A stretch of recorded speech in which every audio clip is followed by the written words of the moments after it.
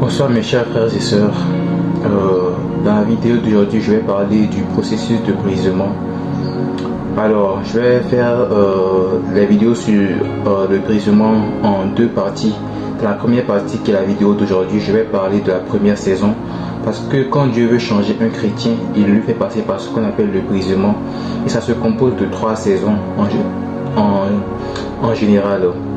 Il y a une première saison, une deuxième et une troisième saison. Donc ici on va parler de la première saison et dans la prochaine vidéo on va parler de la deuxième et de la troisième saison.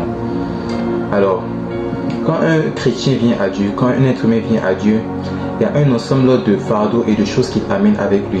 Il y a par exemple ses péchés ou bien ses mauvaises habitudes. Ça peut être le mensonge, la moquerie, les addictions, la gloutonnerie, la sorcellerie, la manipulation, mais même l'idolâtrie, sous plusieurs formes différentes. Ça peut être des péchés. Il y a aussi le manque de connaissances, les choses que le chrétien fait par ignorance alors que Dieu y est opposé, la musique mondaine, certains styles de coiffure et de vêtements, les tatouages et ce type de choses là. Il y a les mauvaises compagnies aussi, les relations et les amitiés dans lesquelles nous sommes et qui sont utilisées par le royaume de Satan pour nous maintenir dans le passé. Il y a les envoûtements et les malédictions générationnelles, les choses qu'on aurait pu hériter de nos parents à cause de notre lignée sanguine. Aussi les choses qu'on aurait pu hériter à cause de notre style de vie dans le péché. Donc les envoûtements générationnels hérités par diverses sources, les malédictions de pauvreté, de paresse, de retard, de prostitution, de sorcellerie et puis tout ça. Il y a la blessure d'enfance qui est due au rejet, à l'abus émotionnel ou bien sexuel. Il y a les blessures qui sont causées à des périodes données de la vie et qui n'ont pas encore été guéries. Il y a aussi le cœur que le chrétien amène avec lui, un cœur qui en général au début de la vie chrétienne est désobéissant et a du mal à servir Dieu. C'est un cœur qui a du mal à pardonner aux autres et qui est endurci. Donc quand on devient nouveau chrétien, en général il y a tout cet ensemble de choses là qu'on amène avec nous et progressivement pour nous changer, pour faire de nous quelqu'un de nouveau, Dieu va nous faire passer par ce qu'on appelle le brisement. Il y a une saison qu'on appelle le brisement. Alors, la première chose, c'est que en tant qu'humain, on est défini par nos compagnies et les relations de notre vie. Donc peut-être que dans certains cas, vous avez des amis qui vous poussent à la drogue et puis à l'alcool, d'autres vous poussent au sexe et à la fornication. Vous avez peut-être des collègues toxiques ou bien des membres de famille toxiques qui vous vont suivre de l'abus émotionnel ou bien physique. Vous souffrez de rejet et puis d'insécurité. Vous avez peut-être des relations toxiques qui vous amène à mener une vie de compromis et de péché,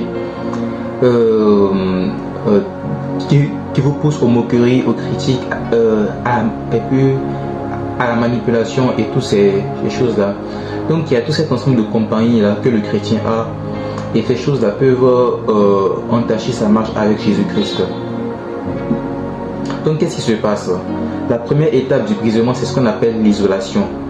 Et quand Dieu veut nous transformer, la première étape est de nous isoler de nos amis et de notre famille d'abord. David a été isolé parce qu'il a dû fuir loin de la face de Saül. Joseph a dû être séparé de ses frères. Abraham a dû quitter sa famille. Moïse a dû fuir de son pays d'Égypte pour aller vivre dans le désert pendant longtemps. Donc il y a ce qu'on appelle l'isolation. Alors, il y a les amis toxiques qui conduisent au péché, il y a les collègues toxiques, les amis qui conduisent à la moquerie, les environnements et tout ça. Donc, il y a beaucoup de choses qui empêchent notre croissance. Donc, la première étape du brisement, c'est que Dieu va nous isoler d'abord. Il va peut-être permettre que ceux qui sont amis avec nous aient un emploi ailleurs. Donc, ils sont obligés de nous quitter. Ou bien nous-mêmes, on a un emploi ailleurs. Ou bien peut-être même on perd l'emploi et tout ça. Donc, il y a plusieurs manières dont l'isolation peut se faire. La perte d'un emploi, ça peut être une rupture amoureuse ou bien la fin d'une relation de longue durée par des disputes et tout ça. Les amis qui nous ignorent et qui ne nous écrivent pas, sauf si nous leur écrivons en premier. Ça peut être des disputes qui mettent fin à des amitiés. Ça peut être la perte de la stabilité financière et des problèmes d'argent. Les membres de la famille que Dieu éloigne de nous. Et parfois ça peut être toutes ces choses-là en même temps. D'accord? Donc il y a ce qu'on appelle l'isolation et ça c'est la première étape du brisement. Alors pourquoi Dieu nous isole? Parce que quand on n'est pas isolé et puis on a les voix de tous nos amis et de nos collègues et de nos relations et tout ça qui nous influence, c'est difficile d'entendre la voix de Dieu. Parce que Dieu nous parle, mais de côté, eux aussi, ils nous mettent leurs propres idées dans la tête. Donc c'est vraiment difficile d'entendre la voix de Dieu. Donc Dieu nous isole d'abord pour qu'on puisse entièrement se concentrer sur sa voix. Sans voix étrangère pour distraire le chrétien est plus concentré sur la voix de Dieu. Est-ce qu'on est d'accord? Alors, il faut comprendre pourquoi Dieu permet qu'il y ait le brisement dans la vie du chrétien. Avec Jésus-Christ ou bien avec Dieu, il n'existe pas de couronne sans croix. Vous êtes censé porter votre croix par votre pasteur. Beaucoup de chrétiens veulent aujourd'hui que les pasteurs prient pour eux, jeûnent pour eux, tout ça. Mais ça, c'est ta croix, ce n'est pas la croix du pasteur. C'est toi qui es censé porter cette croix-là. C'est pas le pasteur qui est censé tout le temps jeûner pour toi. Pendant que toi, tu pars dans le monde, tu vis une vie de péché et tout ça. Non, c'est pas comme ça. Le pasteur prie pour toi, mais toi aussi, tu dois porter ta croix. Donc le brisement, c'est un peu comme la croix. C'est une saison de difficulté que Dieu va te permettre de traverser. Tu comprends cela? Parce qu'il n'y a pas de couronne sans croix avec le royaume de Dieu. C'est comme ça. Donc la croix, ça peut ressembler à des tribulations et des épreuves, le rejet social, les critiques, les moqueries, les fausses accusations. Ça peut être des difficultés financières, la perte d'un emploi ou bien de vos bénédictions. Être isolé de la famille et puis des amis, comme ce fut le cas d'Abraham, de Joseph et puis de David. Des combats spirituels intenses et puis des attaques par la sorcellerie et quelquefois aussi des tentatives d'assassinat par la sorcellerie ou bien par d'autres moyens. Donc en fonction de ton cas particulier, tu vas plus ou moins expérimenter chacune de ces choses. D'accord? Donc ça c'est un peu ça ta croix. C'est les difficultés que Dieu va permettre pendant une saison. Et en tant que chrétien, il faut savoir que tu seras toujours combattu. Les choses ne deviennent pas plus faciles, tu vas devenir plus fort au fil du temps. Parce que Dieu va t'entraîner. Il va faire de toi un soldat plus efficace dans son armée. Alors, à quoi ressemble la couronne? Une fois que tu as traversé ça et puis tu as accepté la croix, tu l'as portée jusqu'au bout, Dieu commence par t'élever d'abord dans le ciel. Donc, dans le monde spirituel, déjà, tu occupes une position plus élevée dans le royaume de Dieu. Tu as la protection et puis tu as la faveur surnaturelle de Dieu sur ta vie. Tu as des rêves souvent par lesquels les complots de des ennemis contre toi sont révélés. Tu as une vie de prière et de dévotion plus consistante. Tu as un cœur nouveau et tu as une pensée nouvelle. C'est-à-dire que maintenant, là, tu ne réfléchis plus comme avant. Ton raisonnement a complètement changé. Tu as un nouveau cercle d'amis et Dieu peut te faire connaître une élévation sans précédent. D'accord? Alright. Donc voici 3 types de prières qu'il faut faire quand tu es au début de la saison de brisement. Même quand tu traverses ça, il faut faire ça régulièrement. D'accord? On va étudier ces 3 prières là. La première prière: Seigneur Jésus-Christ, pardonne-moi mes péchés. Je veux conclure une nouvelle alliance avec toi aujourd'hui. Je veux te donner mon cœur et t'aimer de tout mon être. Malgré mon côté rebelle, prends-moi et change-moi. J'ai une demande à te faire. Par-dessus toute autre chose, apprends-moi à t'aimer comme je n'ai jamais aimé personne avant toi et comme je n'aimerai jamais personne après toi. Je veux t'aimer de tout mon cœur, de toute ma force et de toute mon âme. Je veux t'aimer plus que mes amis et ma famille, mes projets et mes objectifs, plus que tout autre trésor dans les cieux et sur la terre. C'est le cadeau le plus précieux que je te demande, ne me le refuse pas. Le premier pilier dont tu auras besoin en tant que chrétien, c'est d'aimer Jésus-Christ plus que toi-même. Fais-moi confiance, ça va vraiment t'aider. Parce que quand les choses vont commencer à trembler dans ta vie, si tu n'as pas l'amour de Dieu, si tu suis Jésus-Christ par obligation et non par amour, tu vas perdre la motivation et puis tu vas t'éloigner de lui. L'amour doit être ta première motivation pour suivre le Seigneur Jésus-Christ. Il faut comprendre cela. D'accord? Demande-lui d'apprendre à l'aimer plus que toi-même et plus que tes projets et tes priorités. Ça, c'est vraiment critique dans la saison de brisement. D'accord? La deuxième prière: apprends-moi à aimer mon prochain comme moi-même, comme je m'aime moi-même. J'ai parfois du mal avec cela à cause de mon cœur. Pardonne-moi et aide-moi à aimer les autres comme tu m'as aimé. Donne-moi un cœur nouveau pour que je puisse pardonner le pire. Apprends-moi à aimer de manière désintéressée et à prier pour les autres, sans rien attendre en retour. Apprends-moi à aimer ceux qui me détestent et à leur pardonner. Peu importe les humiliations que j'ai endurées et auxquelles j'ai fait face par le passé, aide-moi à guérir et à ne pas blesser ceux qui ne m'ont rien fait. Apprends-moi à aimer les autres comme je m'aime moi-même et à dire non quand je dois le faire et à les corriger avec amour lorsqu'ils ont tort. D'accord? Le deuxième pilier, c'est l'amour du prochain. Tu en auras besoin. Parce que dans la saison de brisement, pour changer ton cœur, tu vas permettre aux gens de te persécuter et de te persécuter jusqu'à... C'est-à-dire que des gens même à qui tu n'as rien fait, tu vas leur permettre de te persécuter. Parce que en faisant cela, Dieu exerce ton cœur. Il t'apprend maintenant à aimer tes propres ennemis, ceux qui veulent te tuer. Tu comprends ça? Donc en faisant cela, Dieu t'apprend à aimer ceux qui te détestent. Et il va permettre aux gens de te persécuter beaucoup dans la saison là. Donc si tu n'as pas l'amour du prochain, ton cœur va s'endurcir et tu vas devenir autre chose. Demande à Dieu de te donner un cœur capable d'aimer ton prochain et de pardonner le pire. 3. Je veux te demander une chose spéciale aujourd'hui. Seigneur, change-moi et renouvelle-moi. Peu importe la douleur et la difficulté du processus. Je conclue une nouvelle alliance avec toi aujourd'hui, Seigneur. Prends-moi et transforme-moi. Prends mon cœur et donne-moi un cœur nouveau. Renouvelle un esprit pur en moi. Dès aujourd'hui, initie le processus de transformation dans mon cœur.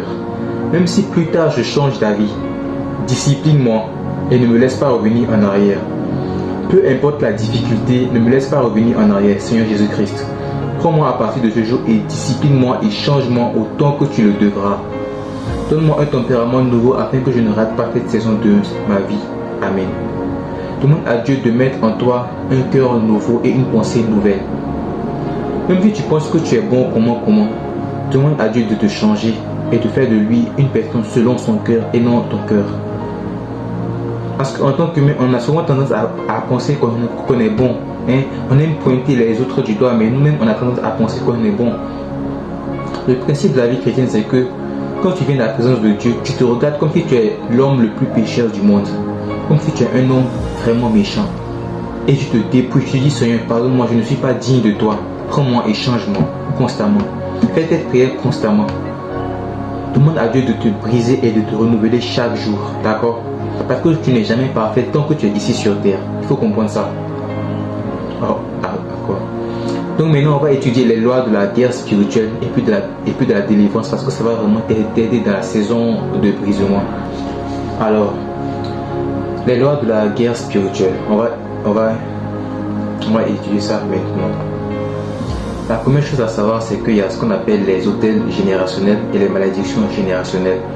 Et ça, ce sont des choses qu'en général tu hérites de tes parents ou bien de tes ancêtres à cause de ta lignée sanguine.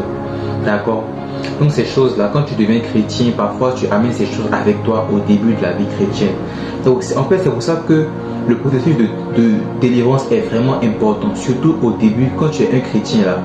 Moi, je te donne comme conseil, si tu veux vraiment gagner du temps, il faut faire le processus de délivrance dès le début. Et je t'encourage à pratiquer l'auto-délivrance. C'est bien que le pasteur prie pour toi, mais apprends toi-même à porter ta propre croix. Parce que le pasteur ne sera pas toujours là pour toi. Dieu ne va pas te récompenser sur la base de ce que ton pasteur a fait, mais sur la base de ce que toi-même tu as fait. Apprends à porter ta propre croix. D'accord? Donc par exemple, ici on a une illustration. Supposons que toi tu es la personne complètement à droite. D'accord? Et c'est ça ta génération. Alors tu as un ancêtre, peut-être ton arrière-grand-père, il pratiquait l'immoralité sexuelle, l'adultère, la prostitution, la fornication, la masturbation. Donc qu'est-ce qui se passe? Tous les esprits qu'il a accumulés à cause de ce style de vie là te sont transmis à toi. C'est ce qu'on appelle un hôtel générationnel. Et le meilleur exemple de ça, c'est David et puis Salomon. David avait des problèmes avec l'impudicité et ça a été transmis à son fils. C'est ce qu'on appelle les esprits ou bien les hôtels générationnels. Maintenant, peut-être que à la deuxième génération, ton grand-père, il pratiquait la sorcellerie, les activités occultes, le sacrifice humain, la magie et puis le satanisme et toutes ces choses-là. Donc ça aussi, ça t'est transmis. Et puis maintenant, tu as ton père ou bien ta mère qui te transmettent un esprit de mensonge, de manipulation, de narcissisme, d'orgueil et toutes ces choses-là. Donc quand tu es un nouveau chrétien, il y a tout cet ensemble de choses qui te sont transmises et que tu dois briser. Est-ce que tu comprends ça? Et c'est important de faire ça dès le début. Parce que quand tu laisses ces choses-là, sur la durée, ça va te suivre. Si tu as reçu un esprit de divorce de la part de tes ancêtres, un autel de divorce, si tu n'as pas brisé l'autel, tu vas tout faire pour te marier. À chaque fois, tes mariages vont échouer. Si tu as reçu un esprit de pauvreté de tes aïeux, chaque fois que tu vas investir, tes business vont être détruits. Tu vas toujours échouer. Donc, pour éviter ces choses-là, pour gagner du temps, dès que tu deviens chrétien, il faut te mettre dans le processus de délivrance. Ça va beaucoup t'aider. Donc ça c'est un autre exemple. Ça c'est ce que j'appelle le premier exemple, c'est la contamination par le sang ou bien par la lignée. Donc ce sont les autels, les esprits ou bien les envoûtements ou bien même les malédictions que tu hérites à cause de ta lignée, de ton sang.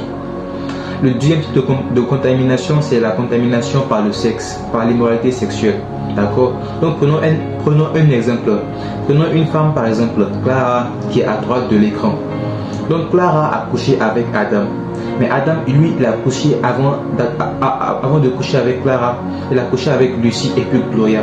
Et on voit que Lucie a un esprit de divorce et puis d'infertilité. Gloria a un esprit de paresse et de retard. Et Adam a un esprit de fornication. Donc maintenant, parce que Clara a couché avec Adam, tous ces esprits-là ont maintenant obtenu des droits légaux sur la vie de Clara.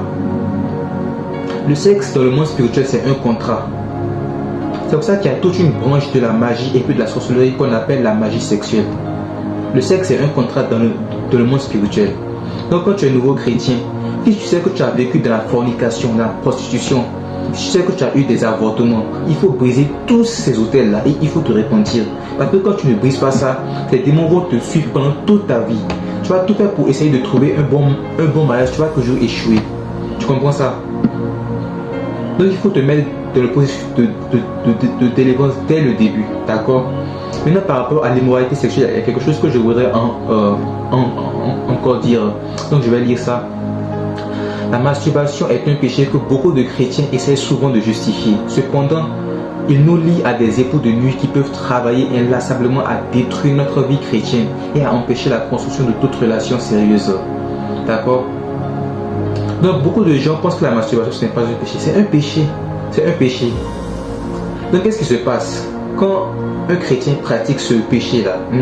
Surtout dans le cas de l'homme, la semence est récoltée. De la même manière, parfois quand il y a des accidents, les gens récoltent le sang. C'est de la même manière quand tu pratiques ce péché-là. Ta semence est récoltée par les esprits des eaux. Le royaume des eaux, sa spécialité, c'est tous les péchés qui sont liés à la reproduction humaine. Donc tout ce qui est immoralité sexuelle, c'est le domaine du royaume des eaux. Quand tu pratiques ce péché-là, que tu sois homme ou bien femme, tu es lié à une sirène des eaux. Tu comprends cela? Tu es lié à une sirène des eaux, à un époux de nuit ou bien une épouse de nuit. Et ta semence est collectée, ça va quelque part.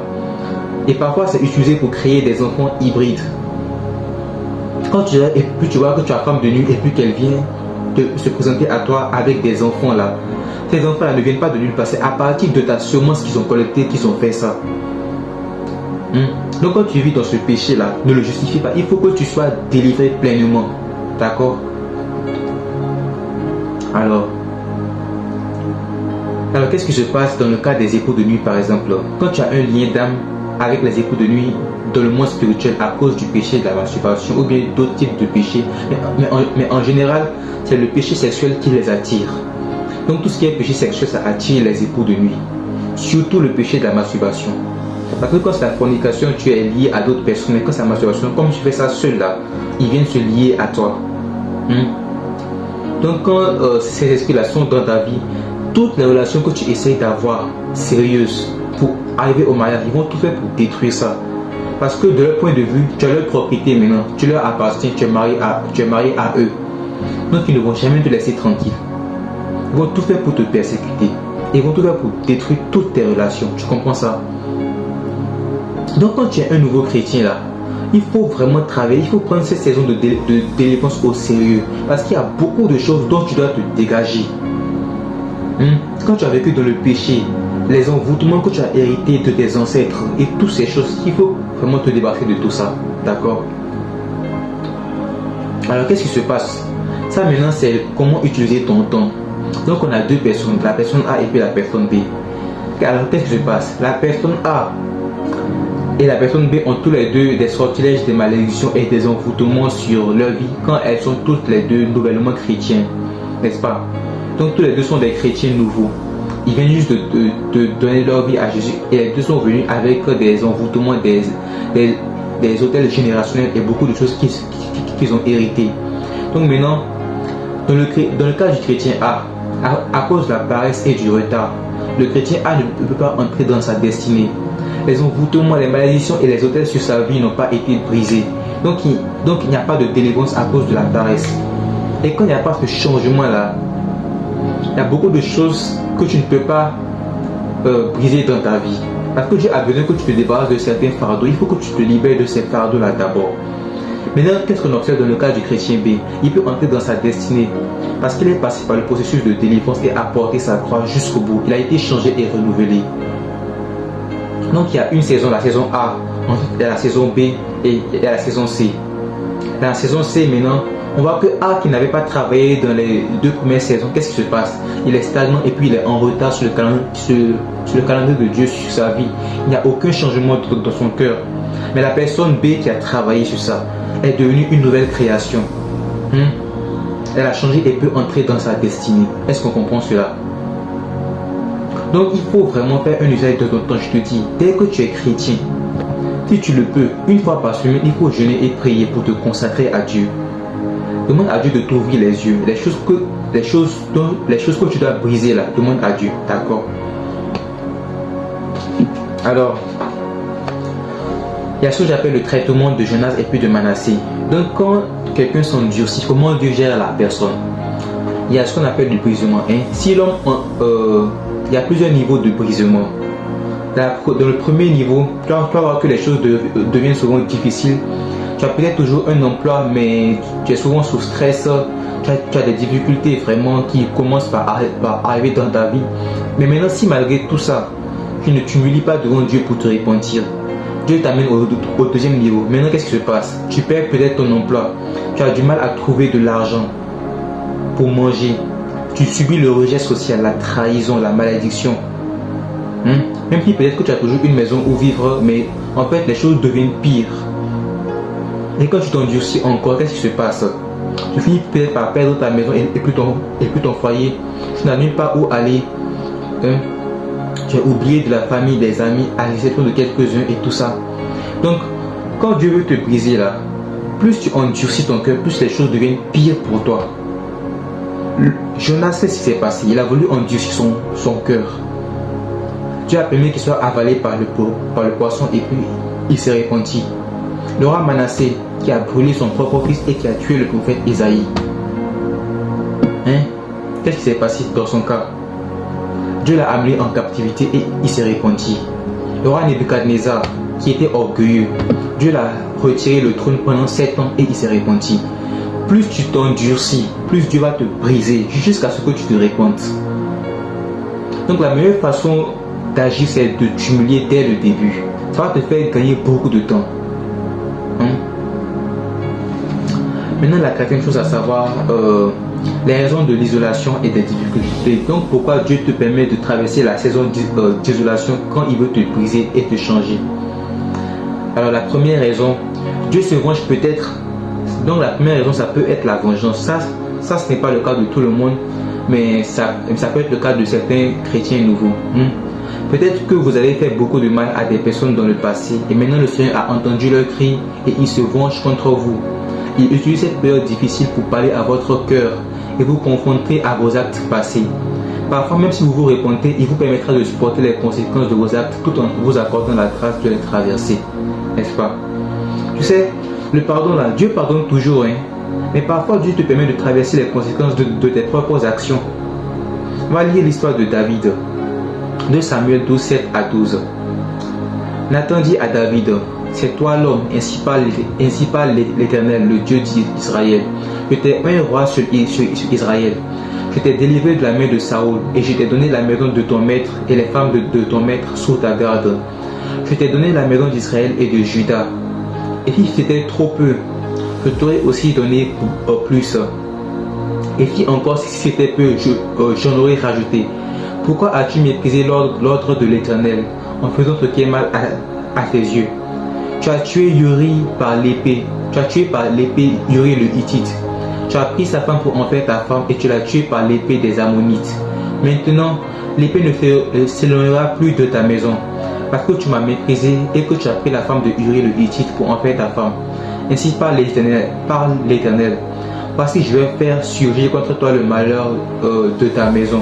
Je prendrai tes femmes sous tes yeux et je les donnerai à ton prochain. Et il couchera avec tes femmes à la vue de ce soleil. Car tu as agi en secret, mais moi je ferai cela en présence de tout Israël, en présence du soleil, en public. Maintenant, quand on lit la suite, 2 Samuel 16, 21 à 22. Et Achitophel dit à Absalom, va vers les concubines que ton père a laissées pour garder la maison. Ainsi tout Israël saura que tu t'es rendu au Dieu à ton père. Et les mains de tous ceux qui sont avec toi se fortifieront. On dressa pour Absalom une tente sous le toit et Absalom alla vers les concubines de son père aux yeux de tout Israël. Donc la prophétie de Dieu s'est accomplie. Absalom a couché avec les concubines de son propre père. Parce que c'était ça la vengeance de Dieu contre David. Parfois là, Dieu te brise pour venger quelqu'un à qui tu as fait du mal dans le passé. Donc fais le bilan de ta vie. Est-ce que dans le passé tu n'as pas par hasard critiqué quelqu'un? Est-ce que tu n'as pas propagé des rumeurs fausses contre quelqu'un pour détruire sa réputation? Est-ce que dans le passé tu n'as pas utilisé la sorcellerie contre quelqu'un pour détruire sa vie? Est-ce que tu as fait du mal aux gens? Parfois Dieu te pardonne, mais en fait Dieu va te laisser subir les conséquences de tes actions. Seulement Dieu va protéger toujours ta vie. Il ne permettra jamais que tu sois tué. Parce que Dieu a protégé David malgré tout ça là. Donc Dieu protège ta vie, mais Dieu te permet de subir les conséquences de tes actions. Donc il faut te repentir, d'accord? La deuxième raison, Dieu est en train de changer ton caractère. Ce n'est pas forcément que tu as fait quelque chose de mal, mais peut-être que Dieu est en train de changer ton cœur et ton caractère pour te rendre plus fort et pour te permettre d'affronter les épreuves qui vont t'attendre demain. Cette étape est nécessaire. Tu ne la traverses pas forcément parce que tu as blessé quelqu'un, mais parce que le Seigneur prépare ton cœur et ton caractère à ta destinée. D'accord? Donc en même temps que Dieu fait ça, il prépare le chemin pour toi pour que tu puisses entrer avec victoire dans la saison suivante de ta vie. Alors il faut comprendre que parfois là, Dieu il te permet de subir les choses pour te rendre beaucoup plus fort. D'accord? Donc ceux qui veulent, ils peuvent mettre sur pause pour lire le passage de Genèse. Parfois Dieu te permet de traverser les choses pour changer ton caractère. Il a permis à Joseph de passer par la prison. Et je pense que la principale raison c'est qu'il voulait que Joseph apprenne à pardonner à ses frères. Donc une fois que Joseph peut pardonner à la femme de son maître, il devient plus facile pour lui de pardonner à ses frères. S'il n'avait pas pardonné à ses frères, peut-être qu'il les aurait fait tuer. Donc Joseph a dû apprendre la leçon du pardon. Dieu a changé son cœur et son caractère. La troisième raison, Dieu te confine pour te parler et pour t'enseigner beaucoup de choses sur le combat spirituel, mais aussi sur ta propre vie et ta destinée. Il utilisera cette période pour exposer des personnes et vous montrer de nouvelles révélations bibliques auxquelles vous n'aviez même pas pensé. D'accord? Donc Dieu va te montrer de nouvelles interprétations de la Bible. Il va te montrer des histoires de la Bible. Il va te donner beaucoup de révélations. Le Seigneur se rapproche de vous et développe une relation personnelle avec vous. Vous ne le servez plus par obéissance mais par amour. C'est un moment où vous aurez révélation sur révélation. Vous aurez des visions, des rêves et vous commencerez à expérimenter la réalité du monde invisible. Car la puissance de Dieu est à son plus haut niveau dans votre faiblesse. D'accord? Donc qu'est-ce que Dieu dit à Paul là? Il dit, ma grâce te suffit car ma puissance s'accomplit dans la faiblesse. Donc c'est dans ce temps de brisement, là où tu es isolé de tout le monde, c'est là que Dieu te parle le plus. Dieu en fait commence par te montrer des visions sur toi-même, sur ta famille, sur tes amis, et puis sur ta propre destinée, sur l'appel de Dieu dans ta vie. Il commence à créer de nouveaux projets en toi, par t'inspirer de nouveaux projets, de nouvelles idées, et puis Dieu commence à se parler. Dans cette saison-là, Dieu va commencer à s'impliquer personnellement dans ta vie de tous les jours. C'est ce que tu vas remarquer. Le Seigneur va se rapprocher de plus en plus de toi dans cette saison de ta vie. Tu comprends ça? Ok. La quatrième raison. Dieu te cache pour te protéger de l'ennemi. Il y a des défis auxquels nous ne sommes pas préparés en tant qu'être humain. Et lorsque c'est le cas, le Seigneur nous cache de l'ennemi pour nous protéger. En cette période d'isolement, il commence à parler à notre cœur et nous prépare le chemin pour nous. Dieu doit affronter et puis gérer de nombreux dangers cachés avant de nous élever. Sinon, ces dangers peuvent nous coûter la vie. Jésus a dû fuir en Égypte jusqu'à la mort d'Hérode et David a dû fuir au pays des Philistins pendant un certain temps. D'accord? Donc parfois, Dieu te cache parce qu'il sait que tu n'es pas encore préparé à gérer certaines choses. Donc si Dieu t'expose là où tu es là, ça va te détruire parce que tu n'as pas encore le caractère qu'il faut pour gérer certaines choses. Donc Dieu va te cacher pendant un temps pour te protéger de l'ennemi. Et puis dans ce temps de silence, il va te transformer et puis te modeler progressivement. D'accord? Alors la cinquième chose à savoir, il y a des forteresses et puis il y a des hôtels et des démons qui restent dormants jusqu'à ce que tu décides de commencer ton processus de délivrance. Il y a des sorciers, il y a des magiciens, parfois parmi tes propres amis ou bien même ta famille. S'ils peuvent contrôler ta vie de façon surnaturelle, dès que tu commences à riposter, eux aussi ils vont riposter et le Seigneur va commencer à te montrer leur visage à travers des rêves et puis des visions. Donc il faut comprendre, chaque action dans le combat spirituel amène des représailles. Donc il faut continuer le combat coûte que coûte jusqu'au bout. D'accord? Il faut comprendre. Parfois quand quelqu'un a placé un envoûtement sur ta vie là, tant que tu n'essayes pas de briser ça, ça va. Mais dès que tu vas traverser le processus de délivrance, tu vas voir que les choses vont commencer à s'agiter autour de toi. Tu commences à subir des attaques la nuit, en pagaille. Donc quand tu ripostes, quand tu commences à attaquer l'ennemi dans ta vie, c'est là que lui aussi il commence à riposter. Et puis sa présence devient visible. Donc Dieu fait ça pour l'amener à s'exposer dans la lumière maintenant. Dieu commence à te dévoiler les gens. Telle personne a fait telle chose contre toi. Pardonne-lui et prie pour lui et sois délivré. Dieu commence à te révéler les choses. Tu comprends ça? Donc il faut comprendre que quand tu vas commencer ce processus-là, tu vas subir beaucoup d'attaques, mais c'est nécessaire. Parce que c'est comme ça que Dieu va t'enseigner progressivement les lois du combat spirituel. 6. Comprendre le monde spirituel à travers les rêves. Cette partie est vraiment importante, donc il faut rester concentré. D'accord? Il faut comprendre que quand on est chrétien, Dieu nous parle souvent à travers les rêves. En fait, il nous parle beaucoup à travers les rêves. Et quand tu ne comprends pas les symboles que Dieu utilise, parfois tu peux trouver que les rêves sont confus. D'accord? Donc je vais t'expliquer rapidement quelques trucs que tu peux voir dans les rêves. Alors, la paralysie du sommeil qui arrive la nuit, ou bien dès que tu fermes les yeux pour dormir. Donc la paralysie du sommeil, quand tu as les yeux fermés, en fait tu dors mais c'est comme si tu es éveillé et puis tu ne peux pas bouger, tu es paralysé et puis tu entends des voix qui te parlent et puis qui te font peur. Donc la paralysie du sommeil est une des expériences humaines les plus proches du monde spirituel. Elle survient lorsque vous manquez de force spirituelle. Les esprits et les démons peuvent alors vous attaquer par la paralysie du sommeil. Puisque votre bouche est fermée, invoquez le nom de Jésus-Christ dans votre pensée pour y mettre fin. D'accord? Donc quand tu subis la paralysie du sommeil, c'est qu'il y a une porte qui est ouverte quelque part en général. Et quand c'est comme ça, comme ta bouche est paralysée là, invoque le nom de Jésus-Christ dans ta pensée. L'effet sera le même. Donc si ta bouche est fermée, appelle au nom de Jésus-Christ dans ta pensée pour mettre fin à ça. D'accord? Deuxième chose, être poursuivi en rêve et courir lentement, ou bien être rattrapé par vos poursuivants, ou bien même des chiens et puis des bêtes sauvages qui tentent de vous attraper pour vous mordre. Donc si vous êtes spirituellement fort, si tu vois que tu es poursuivi dans le monde, dans tes rêves là, quand tu es spirituellement fort, tu vas voir que tu vas toujours arriver à échapper à tes poursuivants. Mais quand spirituellement, ta vie de prière est faible, tu vas voir qu'ils arrivent toujours à te rattraper et puis à mettre la main sur toi. Tu comprends ça?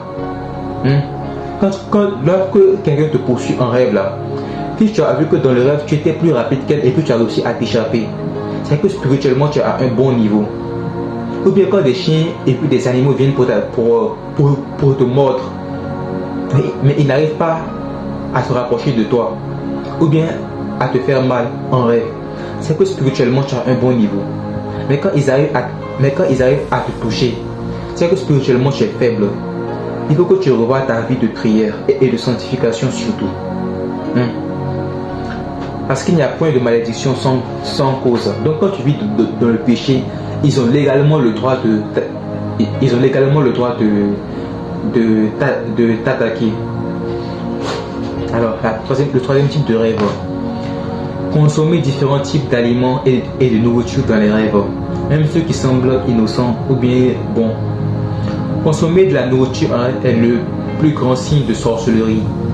Pour vous jeter un sort, les esprits humains, donc les sorciers ou bien les sorcières, ou bien même les démons peuvent conclure un contrat avec vous. Comment ils font ça? Ils font ça en vous offrant quelque chose dans le monde spirituel. Et en général, c'est de la nourriture. Ils la transmettent à vos corps invisibles pour que le sort puisse se réaliser. Vous devez briser ces sorts dès votre réveil. D'accord? Donc en fait, l'envoûtement là, il faut comprendre qu'en sorcellerie, l'envoûtement ça passe par un contrat. Donc pour t'envoûter, quelqu'un a besoin de ton accord. Mais comment il fait ça?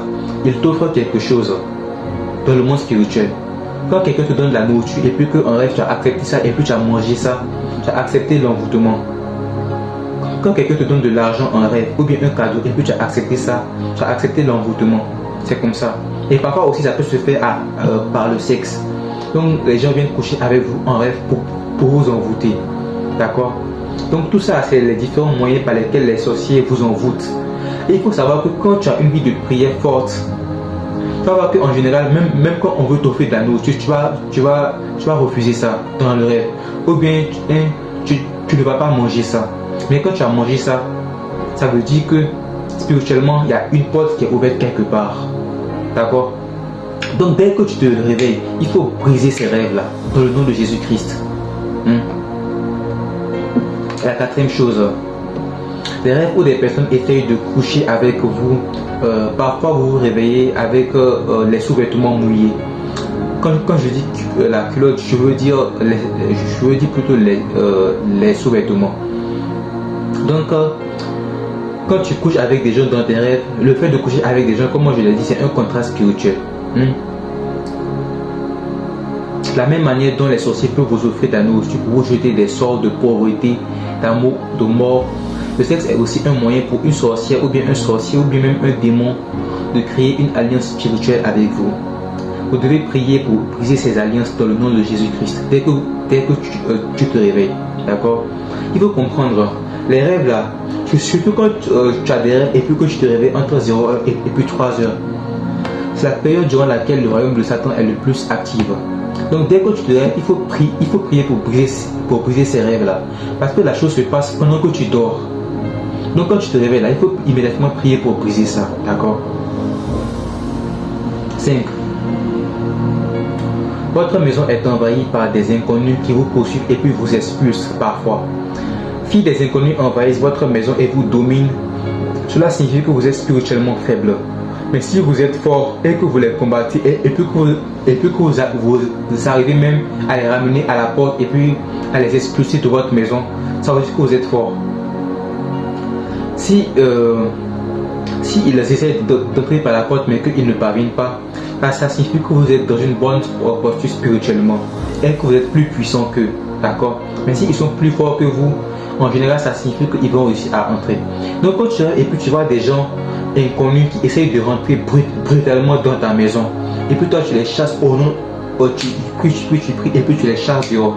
Quand tu as prié dans le rêve et puis qu'ils sont sortis de la maison, c'est que spirituellement tu es plus fort qu'eux.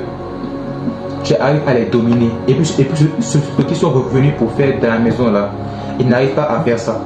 Mais quand dans le rêve ils ont réussi à entrer dans la maison, à te chasser même hors de la maison, c'est que spirituellement tu es faible. Il faut revoir ta vie de prière.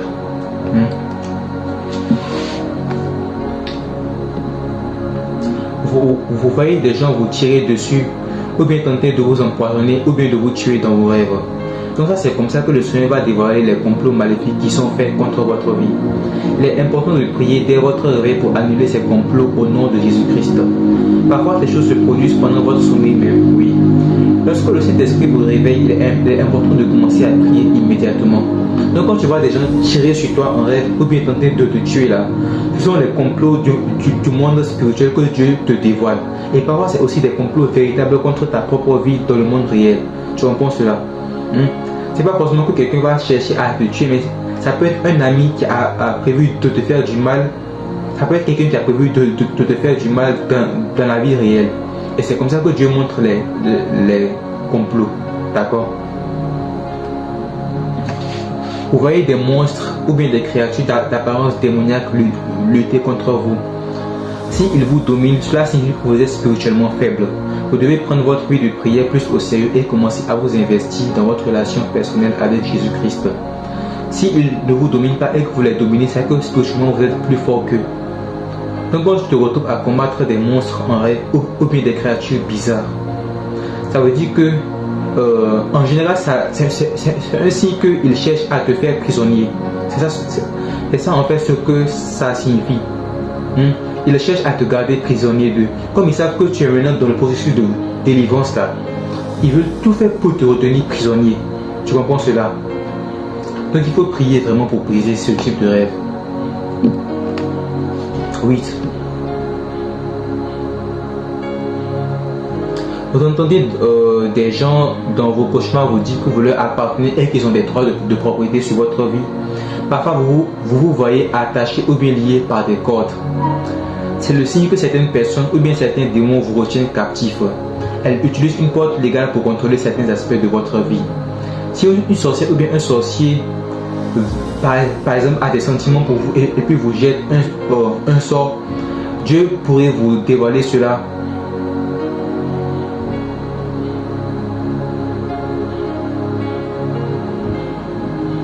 Je pense que j'ai mal rédigé ça. Je pense que j'étais distrait quand j'ai écrit ça. En fait, ce que je voulais dire, c'est que Dieu peut vous dévoiler ça en montrant que la personne est en train de vouloir vous emprisonner ou bien vous enchaîner. D'accord? Donc, spirituellement, quand quelqu'un cherche à te contrôler et puis à te maîtriser, tu le vois en rêve, tu vois que la personne cherche à t'attacher par des cordes pour mieux te maîtriser. C'est comme ça que ça fonctionne. D'accord? Donc quand tu vois que quelqu'un veut tout faire pour te lier et puis la personne dit que tu es à moi là, c'est ainsi que la personne veut te tenir prisonnier. Vous voyez des membres de votre famille ou bien des ancêtres décédés apparaître en rêve et tenter de vous amener avec eux. Voir des membres de votre famille décédés est généralement une mauvaise chose. Il arrive souvent que vous ayez affaire à des esprits familiers. Ils peuvent prendre l'apparence de vos proches décédés pour vous tromper. Cela peut également signifier que vous entretenez encore des liens étroits avec des hôtels familiaux que vous n'avez pas encore brisés. S'ils tentent de vous amener avec eux dans une voiture ou bien dans une voiture, alors un esprit de mort agit contre vous. Vous devez annuler ce sort ou bien cette malédiction afin de préserver votre vie. Vous devez également réprimander ou bien renoncer à tout hôtel familial et à tout démon qui a été vénéré par votre famille. Donc laissez-moi expliquer ça plus en détail. Quand dans tes rêves tu vois souvent que tes ancêtres qui sont morts apparaissent en rêve et puis viennent te parler et puis ils veulent même t'embarquer avec eux là, ce n'est pas un bon signe. D'accord? Il y a des hôtels familiaux. Peut-être que toi, ta famille a adoré des démons dans le passé. Peut-être que dans ton village, ta famille a servi le bois sacré. Donc il faut que tu renonces à ces alliances-là quand tu deviens chrétien. Parce que si tu ne renonces pas, maintenant que l'Esprit de Dieu est en toi, les démons auxquels tu es lié par ta famille sont automatiquement en guerre contre toi. Tu comprends ça? Et ils peuvent t'apparaître en rêve en prenant l'apparence de tes ancêtres. Donc quand tu deviens chrétien et puis tu vois souvent des membres de ta famille décédés en rêve là, ce n'est pas un bon signe. Quand ils veulent t'amener avec eux quelque part, c'est qu'il y a un esprit de mort qui te poursuit. D'accord? Il faut que tu brises chaque chose qui te lie à des hôtels familiaux. Tu dois déclarer que dans le nom de Jésus-Christ, tu es une création nouvelle maintenant. Tu n'appartiens plus à ces choses-là. Tu ne fais plus ça. Donc ils n'ont plus le droit de propriété sur ta vie maintenant. Il faut que tu brises ça. D'accord? Le 10e type de rêve. Vous vous voyez nu dans vos rêves ou bien très peu vêtu dans les lieux publics. La nudité est un symbole de secret. Vos parties intimes sont censées être cachées. Rêver d'être nu est parfois un signe de sorcellerie, mais aussi ça peut être un signe que vous confiez vos secrets aux mauvaises personnes. Certaines personnes à qui vous vous confiez ne sont pas bonnes pour vous. Le Seigneur vous le révèle en vous montrant nu en public. Vos secrets sont dévoilés au grand jour. Soyez plus prudent quand vous avez ce type de rêve et apprenez à garder vos secrets et votre bouche fermée. D'accord? Donc quand tu rêves, et plus souvent tu vois que dans le rêve tu es nu dans un lieu public. Peut-être que tu attends le bus ou bien tu es en train de causer avec des amis et puis eux tous ils sont habillés mais toi seul tu es nu ou bien tu as porté peut-être ton sous-vêtement seulement. La nudité là, ça signifie que tes secrets sont dévoilés publiquement. Tu confies tes secrets aux mauvaises personnes. C'est une manière de Dieu, c'est une manière pour Dieu de te dire que tu dois désormais apprendre à verrouiller ta bouche. Apprends à garder ta bouche fermée. Fais attention aux gens auxquels tu te confies. D'accord? Quand tu ramasses de l'argent dans tes rêves, quand tu ramasses de l'argent par terre, ou bien que de l'argent semble apparaître comme par magie sur le sol, c'est un autre signe de sorcellerie, comme moi je l'avais dit là. Tout comme vous vous voyez en train de manger de la nourriture, quand tu reçois de l'argent en rêve, ou bien que tu ramasses de l'argent par terre, c'est un signe de sorcellerie et d'activité occulte contre ta vie. Cela signifie généralement que vos finances sont la cible d'un envoûtement ou bien d'un esprit de retard. D'accord?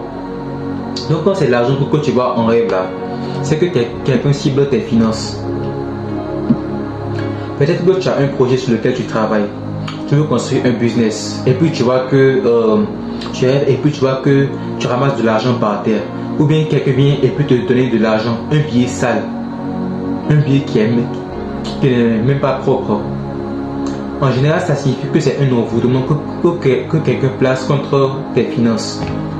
Donc quand tu prends l'argent là, dans le rêve, par principe tu as accepté l'envoûtement.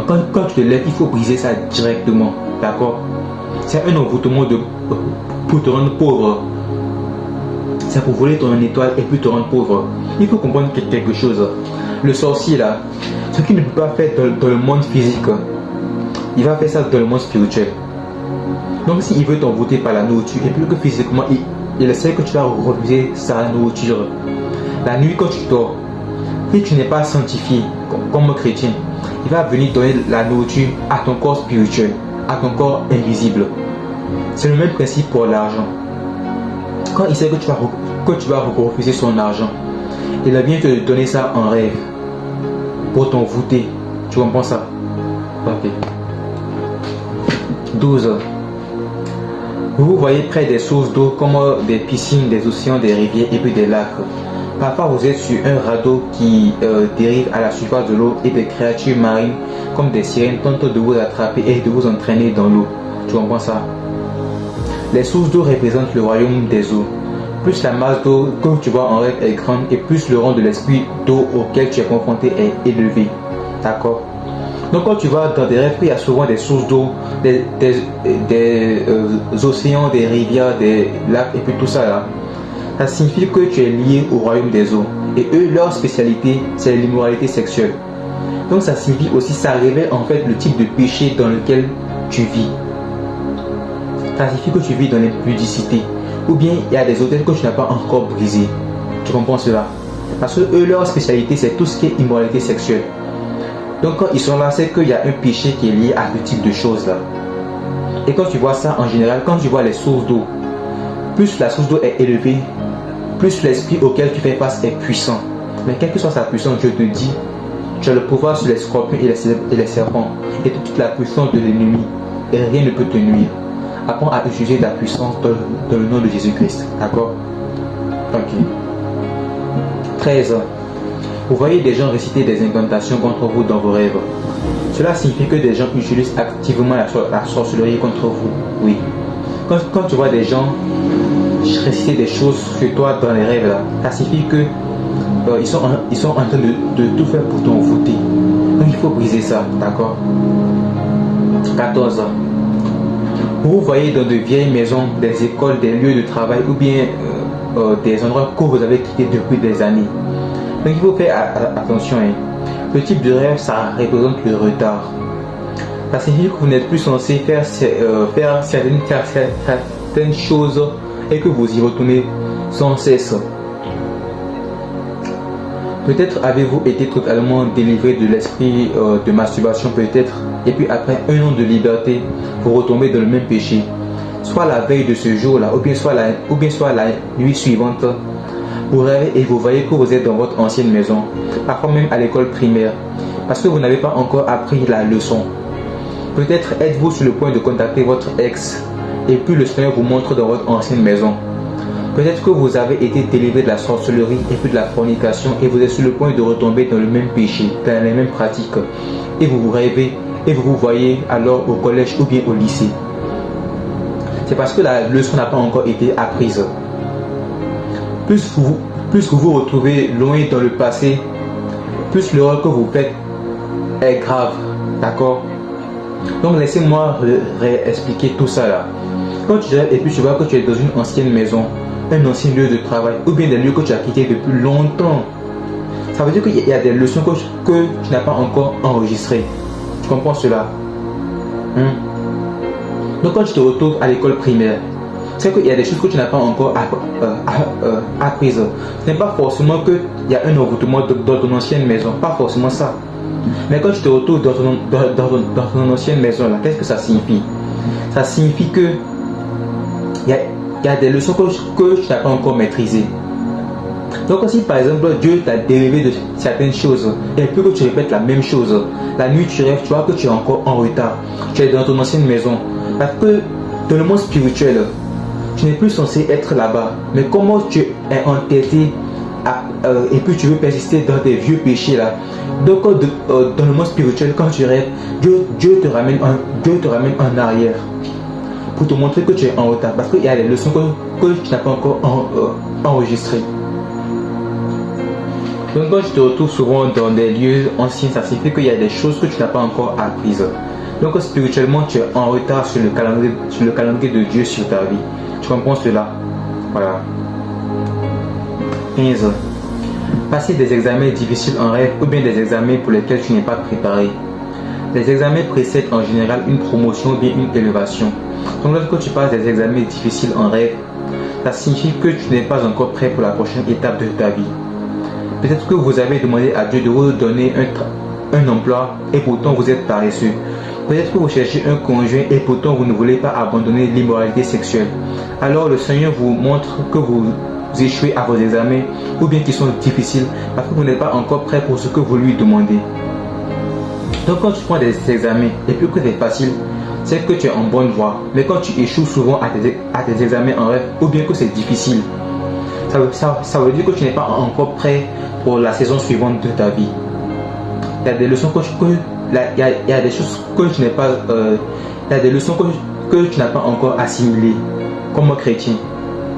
Donc Dieu te révèle ça en te montrant, en te faisant prendre en rêve des examens qui sont très très difficiles, d'accord? Parce que tu n'es pas encore prêt pour certaines choses, voilà. Donc quand tu vois que tu prends des examens là, demande à Dieu de te donner la sagesse pour la saison suivante et demande-lui de t'enseigner tout ce que tu as besoin d'apprendre. Parce qu'il y a des choses, tant que tu n'apprends pas ça, tu vas rester bloqué là où tu es. Il faut que tu apprennes ça d'abord.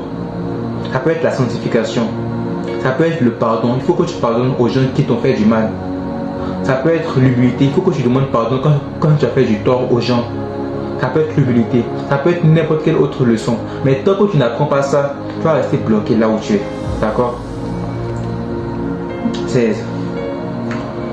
Vous voyez dans de vieilles maisons des écoles, je pense que j'ai déjà dit ça, non? Non, je pense que le 16 c'est plutôt vous voyez des amis ou bien des connaissances qui vous apparaissent en rêve et vous ressentez une aura maléfique autour d'eux. Voilà, je pense que c'est plutôt ça le niveau 16, le numéro 16.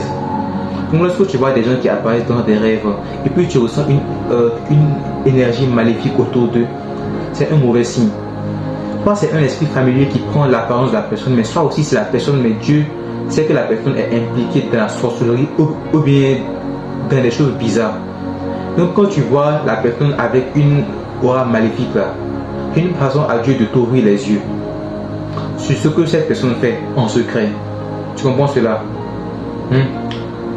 Donc si par exemple toi tu es chrétien, tu pars dans une église et puis depuis quelque temps tu commences à avoir des suspicions sur ton pasteur et puis tu pries Dieu par rapport à ça et puis la même nuit tu vois que le pasteur vient pour te visiter et puis il y a une aura maléfique autour de lui, ça signifie qu'il est peut-être dans des choses bizarres. Donc quand tu rêves et puis tu vois qu'il y a des choses bizarres là, tu vois qu'il y a une présence négative qui émane de quelqu'un, ça peut être un signe que la personne est liée à des démons. D'accord. Donc maintenant ça c'était pour les différents types de rêves. Maintenant on va étudier les différents types de prières de délivrance à effectuer. D'accord. Les prières qui peuvent vraiment t'aider en tant que chrétien. Alors, la première prière. La prière pour l'entraînement et le combat spirituel. Si quand tu es nouveau chrétien, il y a peut-être beaucoup de choses que tu ne sais pas par rapport au monde spirituel. Donc il faut prier à Dieu de t'aider et puis de t'enseigner et puis d'apprendre comment prier. D'accord. Voilà. Donc comment prier par rapport au combat spirituel. Seigneur Jésus-Christ, je remets tous mes combats et mes difficultés entre tes mains. Apprends-moi à combattre l'ennemi avec ta force et non la mienne. Par les rêves, les visions, les révélations ou bien même la lecture de la Bible, apprends-moi à combattre et à devenir un excellent soldat dans ton armée. Guide-moi par les paroles que je prononcerai dans mes prières et rends mes pensées captives à ton obéissance à chaque prière au nom de Jésus-Christ. Enseigne-moi les différentes stratégies que je peux utiliser et les choses que je dois réclamer, que je dois reprendre à l'ennemi dans le combat spirituel. Fais de moi un combattant exceptionnel dans ton armée au nom de Jésus-Christ. Amen. Voilà. Donc demande à Dieu de vraiment t'enseigner comment prier. 2.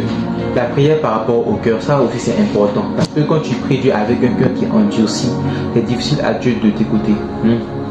Prière pour le cœur. Seigneur Jésus-Christ, ouvre mes yeux aujourd'hui et montre-moi ce qui est caché dans mon cœur et qui ne te plaît pas. Montre-moi tout mensonge, toute hypocrisie, toute envie et toute jalousie, toute arrogance et tout orgueil. Tout ce qui est caché en moi et que ton esprit n'approuve pas. Ouvre mes yeux pour que je puisse voir, car tu me connais mieux que moi-même. Accorde-moi le don de l'humilité par-dessus tout. Comme je l'ai dit souvent là, ne répète pas l'erreur de Pierre. Jésus te connaît mieux que toi-même. Tu comprends cela? Donc quand tu pries, demande à Dieu de te montrer ton propre cœur. Comme ça, tu sais ce que tu es censé travailler. D'accord? Je t'en prie, Seigneur, montre-moi les blessures cachées, les traumatismes d'enfance, les choses dont tu veux que je guérisse. S'il y a des schémas de comportement liés à des blessures non guéries en moi, alors ouvre-moi les yeux pour que je puisse voir et guide-moi vers le chemin de la guérison. Montre-moi ce qui est caché dans mon cœur et dans mon caractère et qui ne te plaît pas et surtout, change-moi. D'accord? Montre-moi les autels générationnels, les forteresses de toutes sortes, les forteresses, les sorts, les malédictions, les complots et les choses qui me sont cachées. Expose le visage de ceux qui m'ont ensorcelé et ceux qui complotent contre moi. Démasque les faux amis et les personnes dont tu veux que je m'éloigne et retire-les de ma vie. Si quelqu'un dans mon entourage est mauvais pour moi, expose-le et éloigne-le de ma vie à partir d'aujourd'hui. Je veux entrer dans la lumière. Démasque tout ce qu'il y a en moi et autour de moi et qui n'est pas conforme à ta volonté au nom de Jésus-Christ. Amen. D'accord? Voilà. Donc demande à Dieu d'abord, de te montrer ton propre cœur, les choses qui sont cachées en toi. Parce que crois-moi, je n'ai pas parfait en tant qu'être humain. Il y a des choses que toi tu ne sais même pas que tu as besoin de changer, mais Dieu sait ces choses-là. Donc demande-lui de te révéler ton propre cœur. Et la deuxième chose, demande-lui de te montrer aussi le cœur des gens autour de toi et de t'éloigner des mauvaises compagnies. D'accord? La troisième prière, la prière contre les autels et les forteresses générationnelles. C'est maintenant que la délivrance commence vraiment. D'accord? Donc quand tu es chrétien là, je te dis, il y a des choses auxquelles tu dois renoncer par précaution. Même si tu ne connais pas ta lignée, Il faut toujours prier contre tous les autels générationnels potentiels. Tu comprends cela? Tu sais, en termes de délivrance, là, moi je te dis, on ne sait jamais. Il faut prier domaine par domaine. Pour tous les domaines de ta vie, tu pries domaine par domaine. Parce que tu ne sais pas ce qu'il y a dans chaque domaine. Ta lignée, ton sang, ta famille, tu ne sais pas quel autel tu as hérité d'eux. Tu pries pour briser ça dans ce domaine. Ta vie sexuelle, tu ne sais pas ce qu'il y a comme démon sur ta vie. Tu ne sais pas quel esprit de nuit est lié à toi. Tu pries pour briser ça. Tu comprends cela? Donc domaine par domaine, tu brises chaque chose impure dans ta vie. Voilà. On va commencer par les prières contre les autels générationnels. En ce jour, je prends autorité. Donc ça, c'est toi qui pries, d'accord? Mais moi, je t'enseigne comment prier. En ce jour, je prends autorité sur ma vie et mon destin. Il est écrit en Jésus que je suis devenu une nouvelle créature. Les choses anciennes ont disparu et voici toutes choses sont devenues nouvelles. Je déclare en ce jour que je ne suis plus une propriété du royaume de Satan. Je ne connais ni les démons, ni les principautés attachées à ma lignée ou bien à ma famille. J'ignore les malédictions, les sorts et les autels que j'ai hérités de mes parents ou bien de mes ancêtres. Je ne sais pas s'ils ont été impliqués dans les pratiques occultes et dans la sorcellerie. Peu importe ce qu'ils ont fait. Peu importe les contrats par lesquels j'ai été vendu. Je déclare aujourd'hui que je suis une nouvelle créature. Au nom de Jésus-Christ, je prends autorité sur mon corps et sur toute ma vie. Je déclare que tous les contrats, toutes les alliances de sorcellerie, de retard, de pauvreté, d'infirmité, d'impudicité, d'immoralité sexuelle et de toute autre catégorie d'alliance soient détruites et annulées dès maintenant au nom de Jésus-Christ. Prends autorité sur ta vie, d'accord? Il faut déclarer tout ce qu'il y a dans ta vie que tu as hérité de tes ancêtres, que ça soit brisé maintenant et annulé au nom de Jésus-Christ parce que tu es une nouvelle créature maintenant. Donc Satan n'a plus de droit légal sur ta vie, d'accord? Que tout droit de propriété que le royaume de Satan a sur moi à cause de ma lignée ou bien de mon sang, à cause des actes faits par mes parents ou bien par mes ancêtres, soit annulé et effacé au nom et par le sang de Jésus-Christ. D'accord? Parce que tu ne sais pas, peut-être que tes aïeux t'ont vendu toi à leur Dieu dans le village, au bois sacré. Donc il faut briser tout ça là, quand tu deviens nouveau chrétien. Il faut briser tout ça dès le début. D'accord? Que ton feu, Seigneur Jésus, soit déchaîné sur moi depuis les cieux. Qu'il brûle et qu'il détruise tout autel et toute alliance contre ma vie de génération en génération, dressée contre moi au nom de Jésus-Christ. Donc tous les autels qui existent sur ta vie à cause de ta lignée, que le feu de Dieu détruise cela. Que ton feu brûle dans mon corps et consume tout démon générationnel qui vit en moi, dans ma maison, sur mon lieu de travail et sur tout ce qui m'appartient au nom de Jésus-Christ. D'accord? Je l'ai dit dans une vidéo précédente, on ne discute pas avec les démons. Ils ne comprennent pas le langage de la douceur. Moi, je vois beaucoup de pasteurs négocier avec eux. Qu'est-ce qui s'est passé? Tu es entré quand il y a telle chose. La délivrance n'est pas la délivrance là. Ce n'est pas une interview. Ce n'est pas une interview avec un démon. Tu le chasses et puis c'est fini, c'est tout. Et tu le chasses par la brutalité. Parce que les démons ils ne comprennent pas le langage de la douceur. D'accord? Donc dis à Dieu, Seigneur, que ton feu descende en moi, qu'il brûle en moi, que ton feu brûle dans ma maison, tout ce qui m'appartient, que ton feu brûle là, et chaque esprit qui habite là soit expulsé au nom de Jésus-Christ. Que ce feu détruise toutes les armées maléfiques dressées contre moi. Si ma famille était liée au royaume des eaux, alors je déclare que le feu du Seigneur et ses anges par millions soient déchaînés contre ce royaume. Je ne connais ni la sirène, ni le démon auquel je suis lié, ni sa force, ni sa puissance. Mais je sais qu'en Jésus, j'ai autorité sur les serpents, les scorpions et toute la puissance de l'ennemi. Sur la base de cette promesse, je déclare que cette domination soit consumée et détruite par ce feu au nom de Jésus-Christ. Tu comprends cela? D'accord? Voilà. Donc il faut prendre autorité sur ta propre vie. Apprends à marcher selon le cœur et la pensée de Jésus-Christ, d'accord? Donc, quelle que soit la domination qui existe sur ta vie, là, il faut les chasser par la force et puis la brutalité. Parce que c'est le seul moyen de négociation que Satan comprenne. Tu reprends tout ce qui est à toi. Que toutes les chaînes par lesquelles elles me retiennent captive, donc ces esprits-là, ou bien ces puissances-là, soient détruites maintenant au nom de Jésus-Christ. Je reprends en ce jour mon étoile, ma destinée, mes bénédictions. Que toute malédiction générationnelle, toute autel et toute alliance dressée contre moi soit détruite et effacée au nom de Jésus-Christ. Que toutes les pétitions signées contre moi en raison de ma lignée ou bien de mon sang soient annulées au nom de Jésus-Christ. Je déclare en ce jour que tous les schémas générationnels de pauvreté, de maladie, d'orgueil, de narcissisme, d'impudicité, de violence psychologique, de divorce et de toutes les catégories soient brisés et s'arrêtent avec moi à ma génération au nom de Jésus-Christ. Je déclare que ces malédictions soient désormais retirées de ma vie et celle de mes enfants et ne soient point transmises à mes descendants au nom de Jésus-Christ. Donc quand tu deviens chrétien, il faut prier Dieu d'abord que toutes les malédictions là, il faut désormais que ça s'arrête avec toi. D'accord? Tu dis à Dieu, Seigneur Jésus-Christ, il faut que ça là, ça prenne fin avec moi. Je ne veux pas que ça soit transmis à mes enfants. Donc je prends autorité au nom de Jésus-Christ. D'accord? Maintenant 4. La prière contre le royaume des ténèbres et puis les pactes démoniaques. D'accord? Je déclare en ce jour la guerre au royaume de Satan. Car il est écrit que je marcherai sur les serpents, les scorpions et toute la puissance de l'ennemi. Je refuse de rester prisonnier du royaume des ténèbres.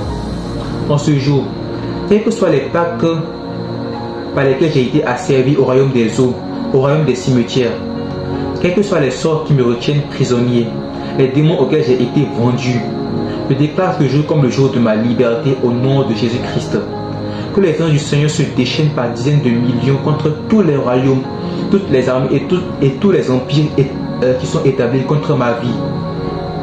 Que le feu du Seigneur se déchaîne sur chaque esprit maléfique comme une tempête. Que les autels qui ont été dressés contre moi soient détruits au nom de Jésus-Christ. Que toutes les alliances qui me lient à eux soient annulées au nom de Jésus-Christ. Car tout ce que je délierai sur la terre sera délié dans les cieux. Que les semences qui m'ont été prises par l'immoralité sexuelle, par les unions sans lendemain, soient détruites et que tout ce...